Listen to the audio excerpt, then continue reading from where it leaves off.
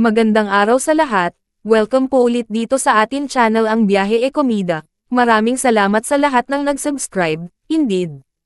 Punta tayo sa atin topic, April 5, 2025.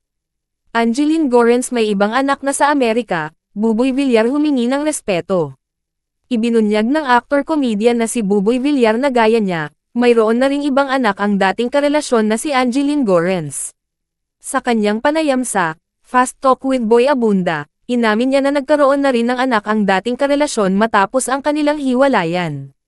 Sa kabila raw ng pagkakaroon ng anak sa iba ni Angeline ay wala siyang ibang sinabi at hindi siya nagalit sa nangyari. Tito Boy, gusto ko lang po, para sa akin, nakakalungkot mang sabihin, gusto ko rin sana, parang nirerespeto niya rin sana kung ano ako. Kasi siya, Tito Boy, I promise, I swear to God, nirerespeto ko po siya, pagbabahagi ni Buboy. Pagkatapos nito ay binahagi niya na may naging karelasyon na rin si Angeline matapos nilang maghiwalay at nagkaroon siya ng anak rito. Simula nga noong nagkaanak rin siya sa bago niya, hindi naman po ako nagsalita, Tito Boy. Bago po ako nagkaanak na rin po siya, Angeline, Tito Boy, doon po sa Amerika. Hindi po ako nagalit, sabi pa ni Buboy.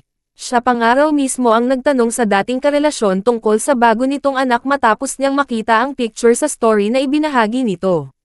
Sa kabila ng nalaman ay walang naramdamang galit si Buboy kay Angeline at sinabing gusto niya lang masagot ng maayos ang mga anak sakaling magtanong ito tungkol sa ina. Hindi ako para pakialaman ko po yung buhay niya. Make sure ko lang po, kasi para alam ko rin po pag nagtanong sa akin yung anak ko. Alam ko rin po kung ano ang sasabihin. Hindi po yung parang, talaga. Bago sa akin yun. I didn't know that, paliwanag ni Buboy.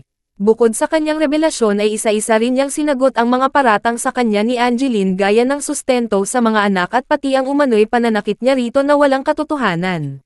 Nansala, this is new to me. Yes po. Ibig sabihin nagkaroon din si Angeline Yes ng po. relasyon Yes po. bago ikaw nagkaroon din siya ng anak? Opo. Pakiklaro yun. Bago po ako nagkaanak na rin po siya, Tuboy. Oh, okay. Opo, doon po sa Amerika. Hindi po ako nagalit. Pero sinabi niya sa'yo. Actually, ako po yung nag-reach out muna na sino to. Gumanon po muna ako. Sino ito dahil nakita mo Nakita ko siya sa isang story account niya. Okay. So nakita ko yun. So sabi ko, Yun sino? lang ang dahilan kung bakit nagtanong ka. Pero hindi ka Opo. nagselos, hindi ka naggalit. Wala po. Kasi, syempre, Hindi ka nang usisa na Hindi para po. bagang nagagalit ka sa kanya. hindi po ako okay. para pakilaman ko po yung buhay niya.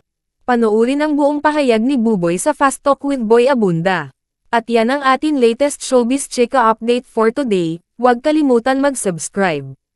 Click the notification bell for more showbiz chika updates, like and share the video at suportahan po ang atin Facebook page. Maraming salamat sa lahat ng nag-subscribe, indeed.